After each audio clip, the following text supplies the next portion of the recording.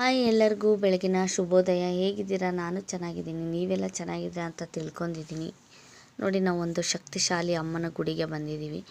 ಒಡಂಬೈಲು ಪದ್ಮಾವತಿ ಅಂತ, ಬಳೆ ಪದ್ಮಾವತಿ ಅಂತಲೂ ಕರೀತಾರೆ. ಯಾರು ವಿಡಿಯೋ ಸ್ಕಿಪ್ ಮಾಡಬೇಡಿ, ಕೊನೆವರೆಗೂ ನೋಡಿ. ಬನ್ನಿ ನೋಡ್ತಾ ಹೋಗೋಣ ದೇವಸ್ಥಾನ ಯಾವ ಥರ ಇದೆ ಅಂತ. ನಾವು ಹರಕೆ ಕಟ್ಕೊಂಡಿದ್ವಿ, ಹಾಗಾಗಿ ಇಲ್ಲಿಗೆ ಬಂದ್ವಿ. ನೋಡಿ, ನಾವು ಬಂದ ತಕ್ಷಣ ಮುಖ ಎಲ್ಲ ತೊಳ್ಕೊಂಡು ಇಲ್ಲಿ ಮುಕ್ತಿನಾಗ ಸ್ವಾಮಿ ಅಂತ ಇದೆ, ಇಲ್ಲಿ ಬಂದು ದರ್ಶನ ಮಾಡ್ತಾಯಿದ್ವಿ. ನಮ್ಮ ಅಣ್ಣ, ನಾನು, ನಮ್ಮ ಚಿನ್ನಿಮ್ಮ, ನಮ್ಮ ತಂದೆಯವರು, ನಮ್ಮ ಚಿಕ್ಕಮ್ಮ, ನಮ್ಮ ಗಾಡಿ ತೊಗೊಂಡಿರೋ ಡ್ರೈವರ್ ಅಣ್ಣ ಕೂಡ. ಅವರು ಡ್ರೈವರ್ ಅಂತಲೂ ಹೇಳೋಕ್ಕಾಗಲ್ಲ, ಅಣ್ಣ ಅಂತಲೇ ಹೇಳ್ಬೋದು. ನೋಡಿ, ನಮ್ಮ ಚಿನ್ನಿಮ್ಮ ಸುಮ್ಮನೆ ಇರ್ತಿರ್ಲಿಲ್ಲ, ಹೆಚ್ಕೊತ ಇದ್ಲು. ಹಾಗಾಗಿ ನಮ್ಮ ಅಣ್ಣನ ಹತ್ರ ಕಳಿಸ್ದೆ ಅವಳನ್ನ. ದರ್ಶನ ಎಲ್ಲ ಚೆನ್ನಾಗಾಯಿತು. ನೋಡಿ, ಇವಾಗ ಇದು ಬಾವಿ, ಇದು ಹಿಂದಿನ ಕಾಲದಿಂದನೂ ಇದೆ ಅಂತೆ.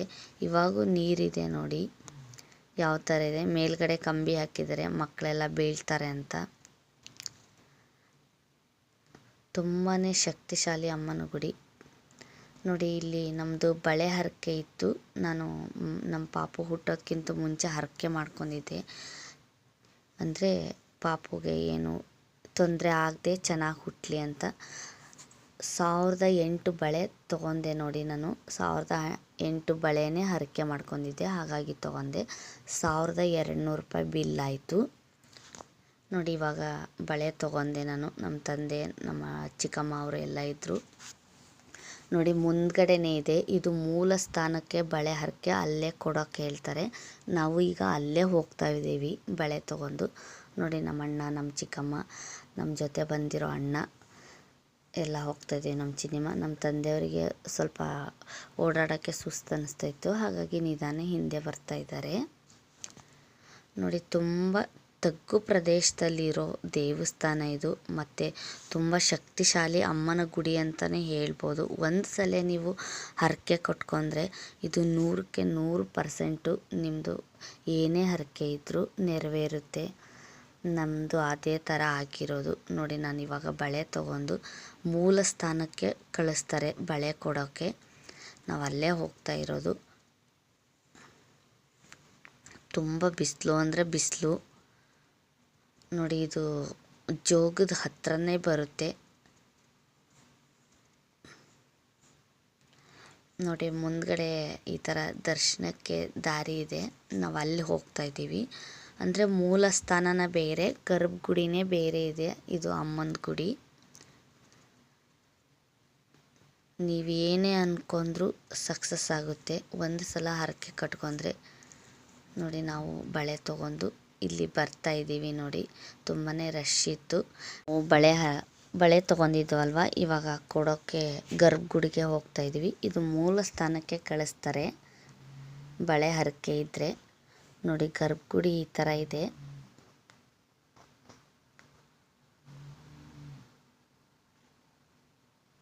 ತುಂಬಾ ಶಕ್ತಿಶಾಲಿ ಅಮ್ಮನ ಗುಡಿ ಅಂತಲೇ ಹೇಳ್ಬೋದು. ತುಂಬ ರಶ್ ಅಂದರೆ ತುಂಬ ರಶ್ ಇತ್ತು. ನಾವು ರಾಮನವಮಿ ದಿನವೇ ಬಂದಿದ್ವಿ ನೋಡಿ.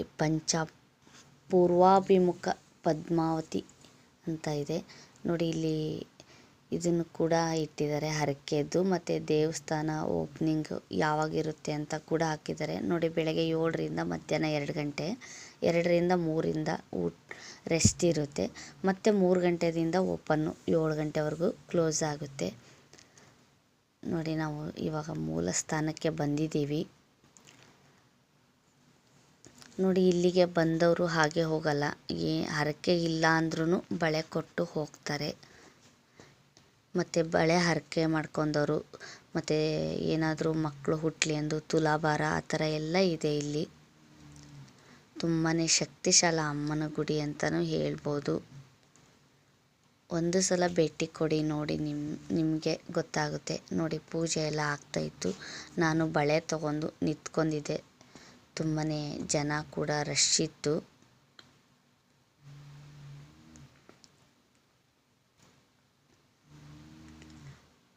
ನೋಡಿ. ಇವಾಗ ಬೇರೆಯವ್ರು ಕೂಡ ಕೊಡ್ತಾಯಿದ್ರು, ಹರಕೆ ಇತ್ತು ಅನಿಸುತ್ತೆ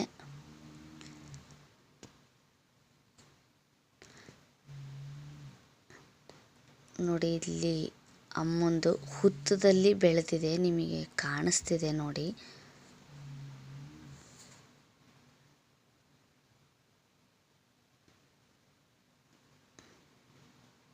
ನೋಡಿ ಈ ಥರ ಎಲ್ಲ ಕ್ಯೂ ಇರುತ್ತೆ, ಇಷ್ಟೊಂದು ಜನ ಇದ್ದಾರೆ. ನಮ್ಮದು ನೋಡಿ ಕೇಳ್ತಾ ಇದ್ರು ಅರ್ಚಕರು ನಾನು ಯಾವ ಹರಕೆ ಏನು ಅಂತ, ಈ ಥರ ಮಕ್ಕಳದ್ದು ಅಂತ ಸಂತಾನ ಭಾಗ್ಯ ಅಂತ ಹೇಳ್ತಾ ಇದ್ವಿ. ನೋಡಿ ಮಕ್ಕಳ ಕೈಲೇ ಮುಡಿಸಿ ಅಮ್ಮಗೆ ಕೊಡಿಸ್ತಾರೆ. ನೋಡಿ ನಮ್ಮ ಚಿನ್ನಿಮ್ಮ ಕೂಡ ನಾನು ಮುಟ್ಟಿದ್ವಿ ಇಬ್ಬರು. ಅವ್ರು ಕೇಳ್ತಾ ಇದ್ರು ಪಾಪುಗೆ ಎಷ್ಟು ವರ್ಷ ಅಂತ, ಸ್ಕೂಲಿಗೆ ಹೋಗ್ತಾಳ ಅಂತ ಕೇಳ್ತಾ ಇದ್ರು. ನಾವು ನೋಡಿ ಪೂಜೆ ಎಲ್ಲ ಚೆನ್ನಾಗಾಯಿತು. ನೋಡಿ ನನ್ನ ಕೈಲಿ ಎಷ್ಟು ಸಾಧ್ಯ ಅಷ್ಟು ಎಲ್ಲ ನಿಮ್ಮ ಜೊತೆ ಶೇರ್ ಮಾಡ್ತಾ ಹೋಗ್ತಾ ಇದ್ದೀನಿ. ನೋಡಿ ಸಂತಪ್ಪ ನಾಗ, ಯಕ್ಷನಾಗ, ಮಾಸ್ತಿ ನಾಗ ಅಂತ ನಾಗಪ್ಪಂದು ಎಷ್ಟು ಅವತಾರ ಇದೆ. ಇದನ್ನೆಲ್ಲ ಗರ್ಭಗುಡಿ ಮಾಡಿ ಇಲ್ಲಿಟ್ಟಿದ್ದಾರೆ ನೋಡಿ. ಯಕ್ಷಿ ನಾಗ ಅಂತಲೂ ಇಟ್ಟಿದ್ದಾರೆ ನೋಡಿ. ಇಲ್ಲಿ ಚೌಡಿ ನಾಗ ಅಂತಲೂ ಇದೆ. ಈ ಥರ ನಾವು ಹರಕೆ ಮುಗಿಸಿ ಈ ಕಡೆ ಪಕ್ಕದಲ್ಲಿ ಬಂದರೆ ಈ ಥರ ಕೂಡೋಕ್ಕೆ ಇದನ್ನು ಮಾಡಿದ್ದಾರೆ. ತುಂಬಾ ತಂಪಾದ ಗಾಳಿ, ವಾತಾವರಣ ತುಂಬ ಚೆನ್ನಾಗಿತ್ತು ನೋಡಿ. ಜನ ಎಲ್ಲ ಬಂದು ಈ ಥರ ದರ್ಶನ ಮಾಡ್ತಾಯಿದ್ರು. ನಾವು ಈ ಕಡೆ ಸೈಡಲ್ಲಿ ಕೂತ್ವಿ ಹರಕೆ ಕೊಟ್ಟು ಬಂದು. ನೋಡಿ ಈ ಥರ ಎಲ್ಲ ಇದೆ ವಾತಾವರಣ. ತುಂಬಾ ಚೆನ್ನಾಗಿ ಅಂದರೆ ತುಂಬ ಚೆನ್ನಾಗಿತ್ತು ದೇವಸ್ಥಾನ ಮಾತ್ರ. ನೋಡಿ ಈ ಕಡೆ ಮುಂದೆ ಬಂದರೆ ಇಲ್ಲಿ ಭೂತರಾಜ ಅಂತ ಇದೆ. ಇದು ಮಾಟ ಮಂತ್ರ ಏನೇ ಇದ್ರೂ ಹರಕೆ ಅಂದರೆ ಕುಂಬಳಕಾಯಿ ಹರಕೆ ಮಾಡ್ಕೊಂಡ್ರೆ ಇಲ್ಲಿ ನೆರವೇರುತ್ತಂತೆ. ನಾವು ಇಲ್ಲಿ ನೋಡ್ಕೊಂಡು ಹೋಗೋಣ ಅಂತ ಇಲ್ಲಿ ಪಕ್ಕದಲ್ಲೇ ಇದೆ, ಇದ್ರ ಮುಂದೆನೇ ಹೋಗಬೇಕು, ಮತ್ತು ಎಲ್ಲೂ ಬೇರೆ ಜಾಗ ಇಲ್ಲ.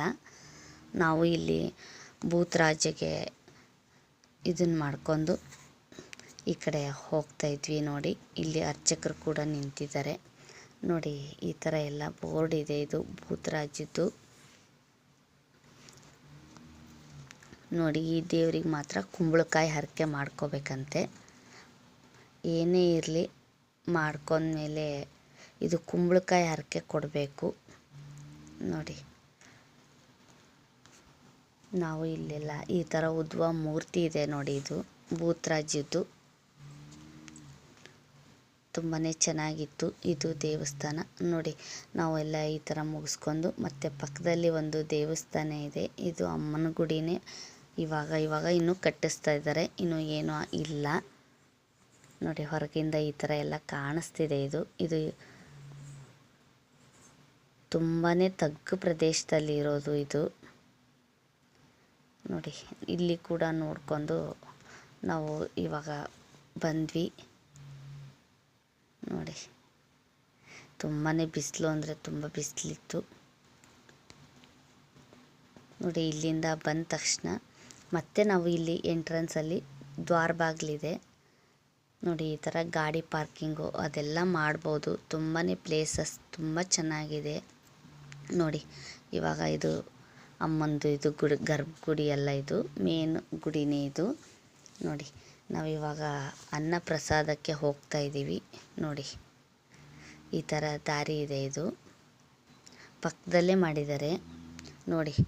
ಶ್ರೀ ಪದ್ಮಾವತಿ ಪ್ರಸಾದ ಭೋಜನಾಲಯ ಅಂತ ಇದನ್ನು ಬೋರ್ಡ್ ಹಾಕಿದ್ದಾರೆ ನೋಡಿ. ನಾವು ಪ್ರಸಾದಕ್ಕೆ ಹೋಗ್ತಾ ಇದ್ವಿ ನೋಡಿ. ರಶ್ ಇದೆ, ತುಂಬಾ ಜನ ಕ್ಯೂ ಅಲ್ಲಿ ಇದ್ದಾರೆ ನೋಡಿ. ತುಂಬ ಜನ ಬಿಡಲ್ಲ, ಸ್ವಲ್ಪ ಒಂದು 10 ಜನನ ಬಿಡ್ತಾರೆ ಕ್ಯೂ ಅಲ್ಲಿ ನೋಡಿ. ನಾವು ಪ್ರಸಾದಕ್ಕೆ ಬಂದೀವಿ ನೋಡಿ. ಆ ಥರ ಎಲ್ಲ ಆ ಕಡೆ ಪಕ್ಕದಲ್ಲಿ ಊಟ ಎಲ್ಲ ಜನಗಳು ಮಾಡ್ತಾಯಿದ್ರು. ಇನ್ನೂ ಜನ ಊಟಕ್ಕೆ ಹೋಗ್ತಾಯಿದ್ರು. 2 ಗಂಟೆ, ನಾವು 1:30 ಆಯಿತು. ಅದನ್ನೆಲ್ಲ ಬಳೆ ಹರಕೆ ಎಲ್ಲ ಮುಗಿಸಿ ಬಂದ್ವಿ.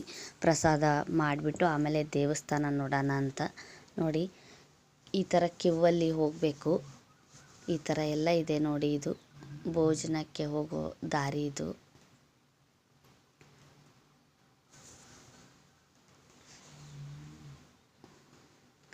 ನೋಡಿ.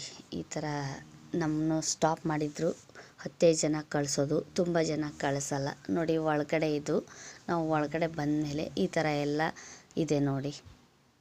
ತುಂಬ ಜಾಗ ಇಲ್ಲ, ಸ್ವಲ್ಪ ಜಾಗ ಇದ್ದರೂ ಎಷ್ಟು ಅಚ್ಚುಕಟ್ಟಾಗಿ ನೀಟಾಗಿ ಇದೆ ದೇವಸ್ಥಾನ ಮಾತ್ರ ತುಂಬಾ ಚೆನ್ನಾಗಿದೆ ನೋಡಿ.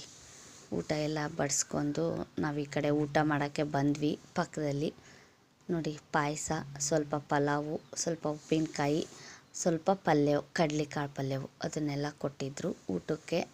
ತುಂಬಾ ದೇವಸ್ಥಾನದ ಊಟ ಅಂದರೆ ಅದು ಅದ್ಭುತನೇ ಅಲ್ವಾ. ಅದ್ರ ರುಚಿನೇ ಬೇರೆ, ರುಚಿನೇ ಹೆಚ್ಚಿರುತ್ತೆ. ನಿಮಗೂ ಏನು ಅನ್ನಿಸ್ತು ಅಂತ ಕಮೆಂಟ್ ಮಾಡಿ.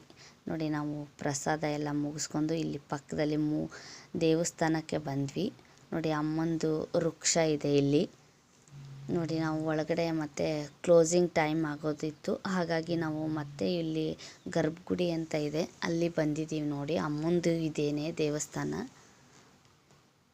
ನೋಡಿ ಈ ಥರ ಇದೆ ಒಳಗಡೆ. ಇಲ್ಲಿ ತುಲಾಭಾರ ಅದನ್ನು ಹರಕೆ ಇರೋರೆಲ್ಲ ಇದನ್ನು ಮಾಡ್ತಾರೆ ನೋಡಿ.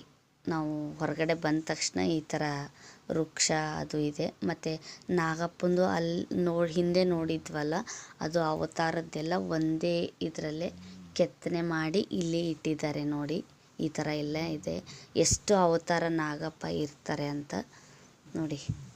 ಮೂರ್ತಿ ಎಲ್ಲ ಮಾಡಿ ಈ ಥರ ಇಟ್ಟಿದ್ದಾರೆ ನೋಡಿ. ನಾಗಬನ ಅಂತ ಇಟ್ಟಿದ್ದಾರೆ ಹೆಸರು. ತುಂಬಾ ಚೆನ್ನಾಗಿದೆ ದೇವಸ್ಥಾನ ಕೂಡ ಅಷ್ಟೇ ತುಂಬ ಚೆನ್ನಾಗಿ ನೀಟಾಗಿ ಅಚ್ಚುಕಟ್ಟಾಗಿ ಇಟ್ಟಿದ್ದಾರೆ ಹೇಳಬೇಕು ಅಂದರೆ. ನೋಡಿ ದೇವಸ್ಥಾನ ನಾವು ಆ ಕಡೆ ಸುತ್ತ ಹಾಕ್ಕೊಂಬಂದಮೇಲೆ ಮತ್ತೆ ಇದು ನಾಗಪ್ಪಂದು ಬರುತ್ತೆ. ಇಲ್ಲಿ ಒಂದು ಸಲ ಯಾವುದೇ ದೋಷ ಇದ್ದರೂ ನಾಗಪ್ಪಂದು ಪೂಜೆ ಮಾಡಿಸಿದ್ರೆ ನಾಗದೋಷ ಇರೋರು ಬೇಗನೆ ನಿವಾರಣೆ ಆಗುತ್ತೆ. ಆ ಥರ ನಾಗದೋಷ ಇರೋರಿಗೆ ಇಲ್ಲೇ ಅವರೇ ಪೂಜೆ ಮಾಡಿಸ್ತಾರೆ ಅವ್ರ ಕೈಲಿ ನೋಡಿ. ನೋಡ್ಕೊಂಡು ಈ ಕಡೆ ಬಂದಮೇಲೆ ನಮ್ಮ ಚಿನಿಮ ಆಟ ಆಡ್ತಾಯಿದ್ಲು. ಈ ಥರ ಎಲ್ಲ ಇದೆ ನೋಡಿ. ಆನೆ ಕೂಡ ಇದೆ, ತುಂಬಾ ಚೆನ್ನಾಗಿತ್ತು. ನನ್ನ ಮಗಳು ಆಟ ಆಡ್ತಾಯಿದ್ಲು ನೋಡಿ.